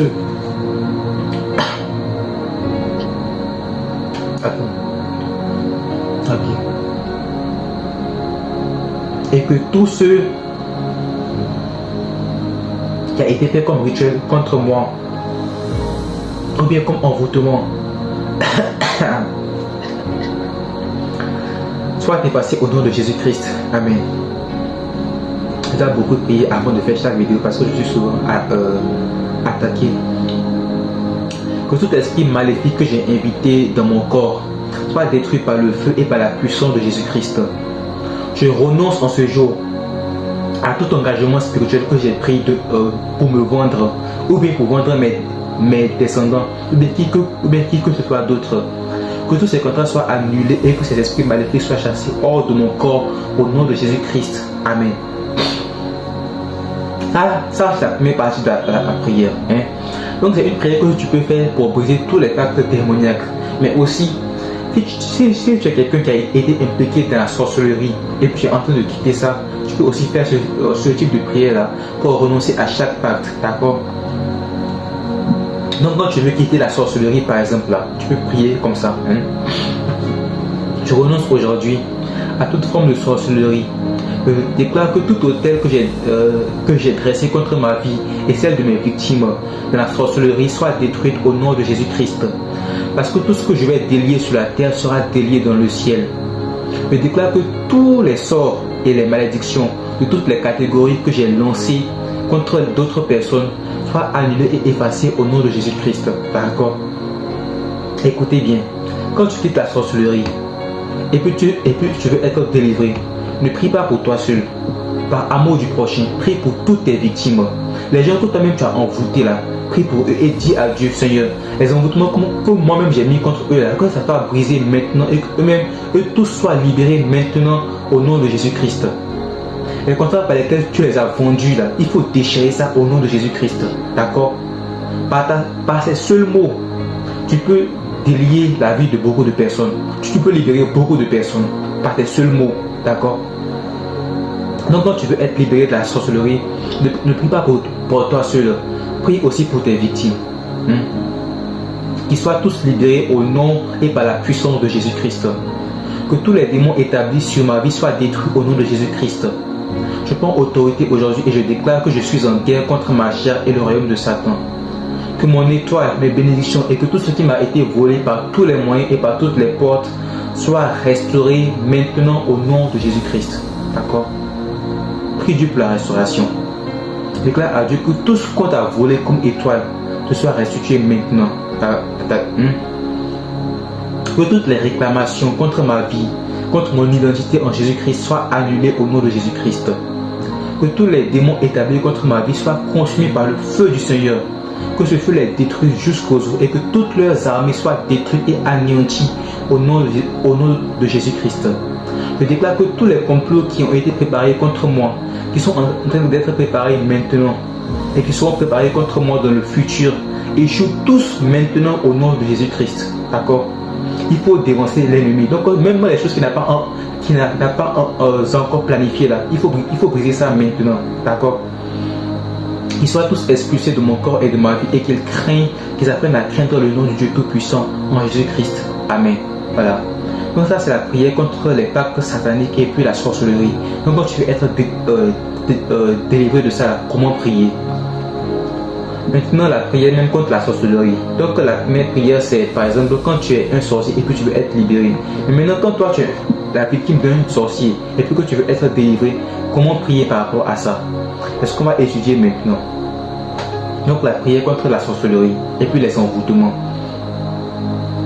Je prends autorité contre toutes les activités de sorcellerie qui ont été établies contre ma vie. Je ne crains pas le pouvoir des sorciers et des sorciers qui me combattent. Mais je sais qu'en Jésus-Christ, j'ai tout pouvoir sur eux. Je prie le Seigneur mon Dieu que leur vie soit épargnée et qu'ils ne soient pas tués dans ce combat à la grâce de Jésus-Christ. D'accord?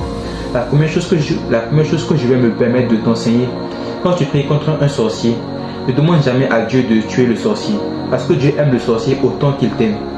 Donc on demande à Dieu d'épargner la vie du sorcier. D'accord? Pour ceux qui ont vu la vidéo sur la délivrance contre la sorcellerie, j'ai dit que quand on prie contre un sorcier là, il ne faut pas demander à Dieu de le tuer, mais il faut le dépouiller de sa puissance. D'accord? Donc c'est ce qu'on va faire maintenant. Qu'ils soient dépouillés de leur pouvoir occulte maintenant au nom de Jésus-Christ. Que la puissance et le feu du Seigneur mon Dieu soient déchaînés contre tous ces sorciers et ces sorcières, même s'ils travaillent en réseau. Parfois quand tu es un chrétien de haut niveau dans le royaume de Dieu là, Satan va envoyer ses enfants te combattre en réseau. Donc ce n'est pas un seul sorcier qui te combat, c'est plusieurs groupes de sorciers différents qui te combattent en même temps. D'accord? Il faut prier comme ça aussi pour les dépouiller. Que tous les sorts qui ont été jetés sur moi jusqu'à présent soient levés et soient effacés dans le nom et par la puissance de Jésus-Christ. Que les sorts et les malédictions d'amour, de pauvreté, de retard, de paresse, de rejet, d'échec et de toutes les catégories soient effacés et supprimés au nom de Jésus-Christ. Où qu'ils soient, où qu'ils aillent, donc les sorciers en question, que le feu du Saint-Esprit soit déchaîné sur eux, que le feu brûle dans leur corps, dans leur maison, dans leurs biens, et que toutes les puissances maléfiques établies en eux pour les alimenter, pour leur donner leur puissance, soient détruites et expulsées au nom de Jésus-Christ. D'accord? Il faut comprendre, en sorcellerie là, pour qu'un sorcier devienne plus puissant, il faut qu'il se lie à des démons. Donc il invite les démons à venir habiter dans son corps et comme ça il augmente sa puissance mystique. Donc quand tu pries contre un sorcier, envoie le feu de Dieu dans le corps du sorcier. Envoie le feu de Dieu dans son corps.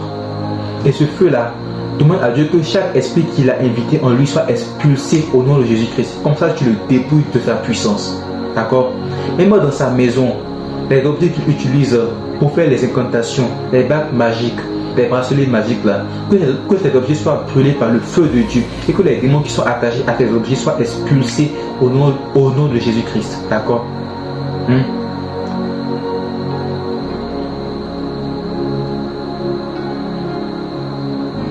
Voilà. Que tous les hôtels qui sont dressés contre moi soient détruits au nom de Jésus-Christ. Que leur visage soit exposé et leur complot révélé en Jésus-Christ. Que tous les contrats occultes qu'ils ont signés pour acquérir leur pouvoir occulte durant toute leur carrière soient annulés et effacés. Et que tous les rituels qu'ils ont accomplis tout au long de leur carrière soient annulés au nom de Jésus-Christ. D'accord? Quand je prie contre le sorcier, non seulement je prie contre lui, mais tu le dépouilles de sa puissance. C'est-à-dire que tout ce qu'il a eu à faire depuis le début, tout ce qu'il a eu à signer comme contrat spirituel, par les rituels, par les envoûtements, tu déchires tout, tu annules tout au nom de Jésus-Christ. Tu le dépouilles de sa puissance complètement. C'est comme ça qu'on traite avec les sorciers. Tu ne les tues pas, mais tu les dépouilles de leur puissance complètement. Tout ce qu'ils ont signé depuis le début de leur carrière là, tu déchires ça et tu annules ça en Jésus-Christ. Parce que Dieu t'a dit, tout ce que tu vas délier sur la terre sera délié dans les cieux. D'accord? Donc quand tu les dépouilles de leur puissance. Que le feu de l'Éternel brûle dans leur corps, dans leur maison et dans tous leurs fétiches. Et que tout esprit impur vivant en eux et autour d'eux soit consumé par ce feu et soit expulsé au nom de Jésus-Christ. D'accord? D'accord. Donc chaque esprit qui vit en eux soit expulsé et consumé en Jésus-Christ. Tu les dépouilles de leur puissance. Que tout autel qu'ils ont élevé jusqu'au cœur du monde spirituel pour établir leur puissance mystique soit détruit par le feu de l'Éternel au nom de Jésus-Christ. Voilà. Parce que certains sorciers, pour acquérir leur puissance, qu'est-ce qu'ils font? Ils signent des contrats avec le monde spirituel, avec le royaume des eaux, avec le royaume des cimetières. C'est pour ça que certains vont dormir dans les cimetières. Donc quand tu pries là, il faut dire à Dieu, chaque hôtel qu'ils ont établi, même dans le cœur du royaume marin, là, ça soit détruit et renversé à jamais en Jésus-Christ. Tu les dépouilles carrément de leur puissance, complètement. D'accord? Maintenant, écoute cette partie de la prière. La prochaine fois qu'ils prononceront mon nom dans leurs incantations et leurs rituels, que le feu de l'Éternel les frappe depuis les cieux et que toute leur puissance leur soit retirée au nom de Jésus-Christ de Nazareth. Donc quand tu les dévances déjà, la prochaine fois qu'ils vont encore tenter de m'envoûter, le feu de mon Dieu soit déchaîné sur eux et puis qu'ils soient dépouillés de leur puissance encore. Et qu'ils apprennent à redouter le nom de Dieu. Quand tu pries comme ça contre des sorciers là, certains d'entre eux, au fil du temps, ils vont finir par se rendre compte que Satan est complètement impuissant et ils vont se repentir. D'accord? Que toutes les étoiles et les destinées qu'ils ont volées à d'autres leur soient restaurées au nom de Jésus-Christ. Voilà, donc prie Dieu aussi pour ça. Chaque étoile que les sorciers ont volée à leurs victimes là, que ça leur soit restitué maintenant en Jésus-Christ. Je reprends ma vie aujourd'hui et je déclare que tous les sorts jetés sur moi soient effacés et annulés au nom de Jésus-Christ. Que toute sorcellerie contre ma vie cesse maintenant et je déclare la délivrance complète au nom de Jésus-Christ. Amen. Voilà.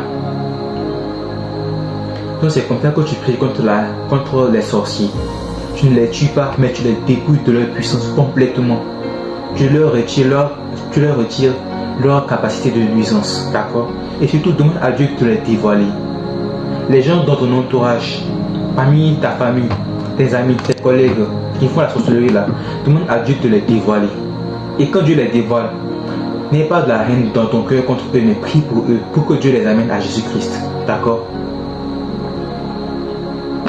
Maintenant, le sixième type de prière, la prière contre l'impudicité. La raison pour laquelle moi j'ai mis la prière pour l'impudicité à part, c'est parce que le sexe là, c'est quelque chose de très très puissant. Que ce soit la fornication, l'adultère, la masturbation, n'importe quel type de sexe là, c'est extrêmement puissant. Donc quand tu es dans ce type de péché là, l'accès que Satan a sur ta vie est beaucoup plus élevé. Il y a des chrétiens qui ont été tués par le sexe. Oui, des chrétiens qui ont été tués par le sexe. Par les envoûtements par le sexe. On envoûte les gens par le sexe. Oui. Voilà. Donc maintenant on va prier contre l'impudicité. Seigneur Jésus-Christ, je désire aujourd'hui te soumettre mon impudicité. Je lutte contre mes pulsions et j'éprouve parfois de la honte. Je sais qu'en toi je trouve la liberté. Je veux reprendre aujourd'hui tout ce que le royaume de Satan m'a enlevé à cause de ma vie de débauche. Je refuse de continuer à vivre avec ces péchés cachés. Je refuse de devenir un mari ou bien une femme adultère. Il faut comprendre que l'impudicité là, ça va toujours te conduire à l'adultère. Toujours. Oui. Donc les petits péchés que tu caches là, ça va plus tard devenir autre chose. Quand tu vis dans la fornication, ça va te conduire à l'adultère plus tard. Donc il faut vraiment te repentir. Je refuse de traiter comme un objet ou bien de blesser le conjoint que tu me donnes. En ce jour, Seigneur Jésus-Christ, je renonce à toute alliance, à tout contrat qui me lie au royaume marin. J'invoque le nom de Jésus-Christ pour ma délivrance. Que le feu du Saint-Esprit descende sur moi et détruise tous les esprits maléfiques que j'ai laissés entrer dans mon corps. Par la masturbation, par la fornication, par l'adultère, par l'homosexualité ou bien par tout autre péché. D'accord? Il faut comprendre que quand tu commets ces péchés-là, tu permets à des esprits d'entrer en toi. Et souvent même ces péchés, ces désirs-là sont provoqués par des esprits. Il y a les hormones, mais il y a aussi le côté spirituel. Il y a le côté des hormones. Il y a aussi le côté spirituel. Donc quand tu as des désirs qui ne sont pas naturels, comme l'homosexualité, là, ça peut être lié à un esprit. Il faut que tu les chasses dans le nom de Jésus-Christ. D'accord? Si je suis marié à des époux de nuit ou bien à des esprits marins à cause de mon mode de vie pécheur, je divorce de ces esprits maléfiques aujourd'hui au nom de Jésus. Je déclare la fin de toute alliance impie sur ma vie au nom de Jésus-Christ. Que mon corps, ma chambre, ma maison et tout ce qui m'appartient soit sanctifié au nom et par le sang de Jésus-Christ. Quand tu pêches, les péchés comme la fornication, l'adultère, la masturbation, ce n'est pas seulement à ton corps que Satan a accès. Il a accès à ta maison, à ta chambre, à ta douche. Tu comprends cela? Il a des droits il a des droits légaux maintenant sur ta propre maison. Tu comprends ça? Mais il faut aussi prier Dieu par rapport à ça là. Il faut prier Dieu que tout celui-là soit sanctifié. Que toutes les requêtes, les pétitions ou bien les revendications contre ma vie soient annulées au nom de Jésus-Christ. Parce que quand tu pêches, et puis l'ennemi récolte ta semence, il peut s'en servir contre toi plus tard. Il peut présenter ça à Dieu et peut dire: Seigneur, voici ce que ton enfant fait. Donc sur la base de cela, je te réclame son étoile et puis sa destinée. Peut-être que tu es en retard parce que quelque part tu as laissé ton étoile. Peut-être que ta vie est en suspens parce que tu as laissé ton étoile dans un mouvement quelque part. Si vous m'excusez du mot. Tu as laissé ton étoile quelque part dans un mouvement parce que tu ne peux pas contrôler ce qui est entre tes pieds. Donc quand je prie, il faut dire à Dieu: Seigneur, que tout ce qui a été fait comme requête contre moi soit annulé en Jésus-Christ. Que toute semence recueillie de moi par l'ennemi soit détruite et que toute autel dressé contre moi soit effacé au nom de Jésus-Christ. D'accord? Demande à Dieu que ce qu'ils ont fait avec ta semence là, ça soit brisé au nom de Jésus-Christ. Que tous les esprits errants des eaux et tous les démons dressés contre moi soient détruits et annihilés par le feu de l'Éternel au nom de Jésus-Christ. Que toutes les armées qui sont établies contre moi soient détruites et que tous les droits de propriété qu'ils détiennent sur ma vie soient supprimés au nom de Jésus-Christ. D'accord? Quand tu vis dans le péché, Satan a des droits légaux sur ta vie. Il faut comprendre cela. Et donc il faut que tu te répandes pour que ces droits soient effacés. Je déclare aujourd'hui la destruction de tout autel, de tout schéma générationnel et de tout esprit d'adultère, de pauvreté et de paresse, d'orgueil, de divorce et d'infertilité. Qu'ils soient tous détruits et expulsés de ma vie au nom de Jésus-Christ. D'accord? Expulsez tous.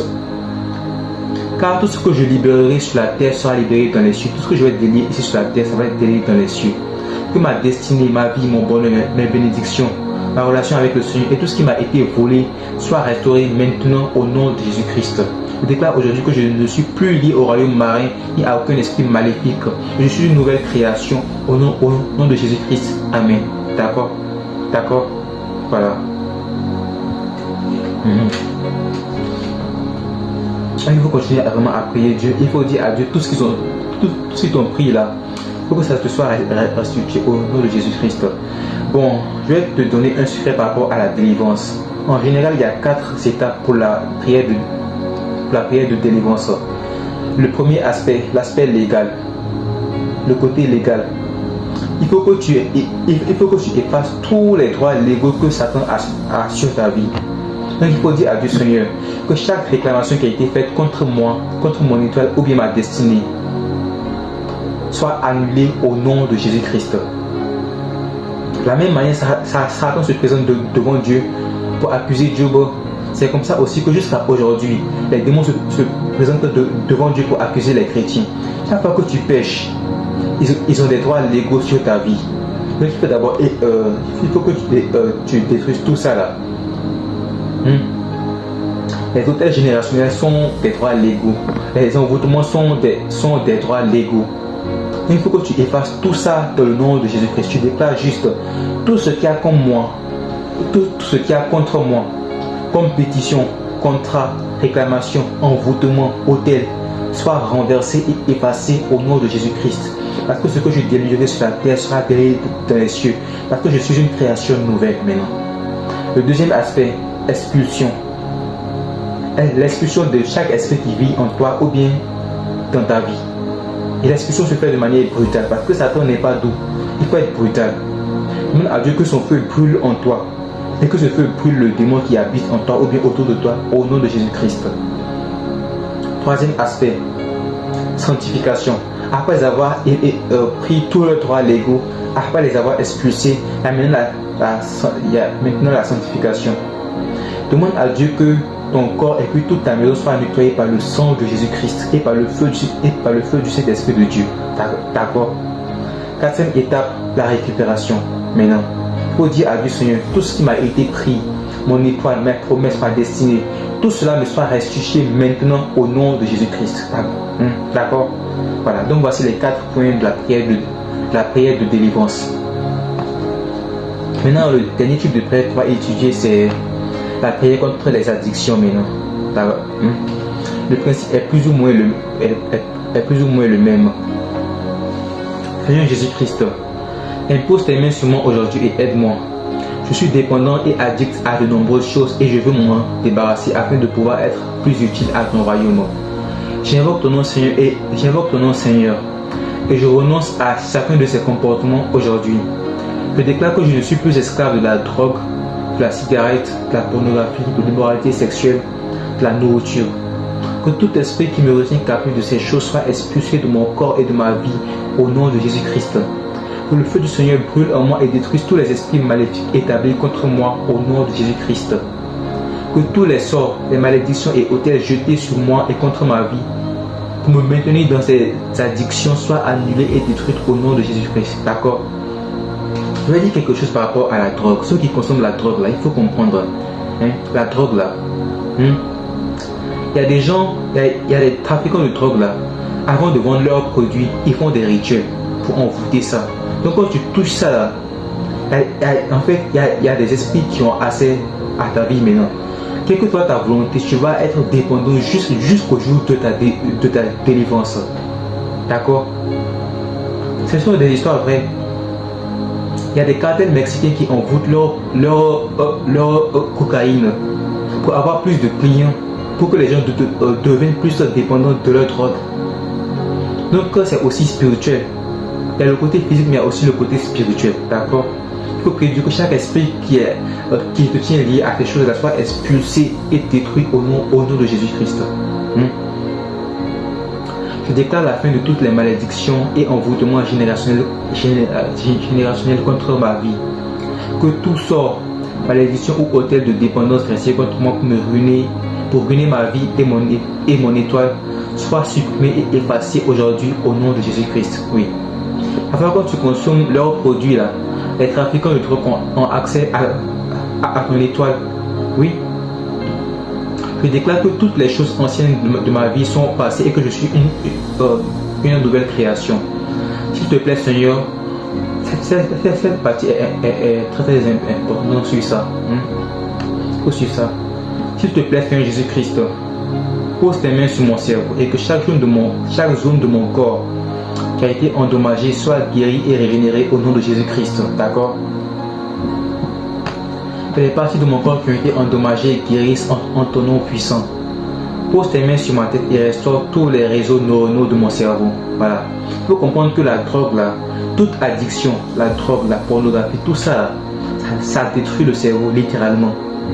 Donc quand tu demandes à Dieu la délivrance là, demande-lui aussi de guérir chaque zone de ton cerveau qui a été endommagée. D'accord? Restaure et guéris tout ce qui a été endommagé en moi au nom de Jésus-Christ. Que toute chaîne qui me lie spirituellement à cette addiction soit détruite et que tous les démons qui me retiennent captifs soient liés au nom de Jésus-Christ. Soient liés au nom et dans le sang de Jésus-Christ. Qu'ils soient tous expulsés de ma vie au nom de Jésus-Christ. Que tous les droits de propriété légaux qu'ils ont sur ma vie soient retirés aujourd'hui et pour toujours au nom de Jésus-Christ. Car ce que je délivrerai sur la terre sera délivré dans les cieux. S'il te plaît Seigneur, à partir de ce jour, discipline-moi et apprends-moi à marcher selon ta volonté. Je te donne pleine permission et autorité pour me discipliner. Même si cela fera mal, même si je change d'avis plus tard, même si je ne veux plus passer par ce processus Seigneur, même si c'est difficile, il faut me discipliner par tous les moyens jusqu'à ce que je perde mes anciennes habitudes et que je devienne une personne nouvelle. Ça c'est important. Donne-moi la force de persévérer grâce à ta discipline et fais de moi une personne nouvelle au nom de Jésus-Christ. Quand tu pries contre une addiction là, il faut dire à Dieu Seigneur, je te donne aujourd'hui la permission de me discipliner.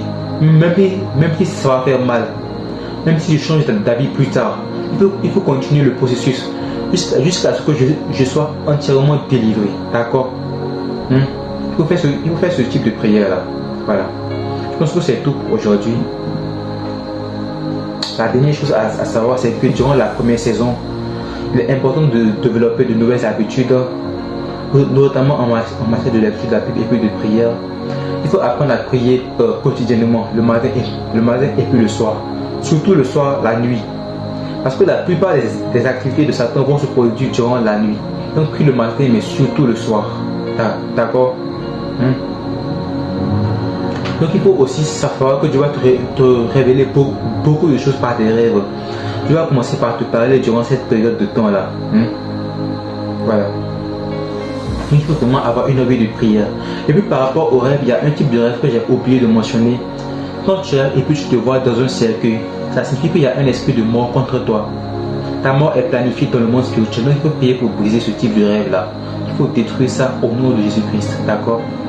Voilà, parce que ta mort est planifiée.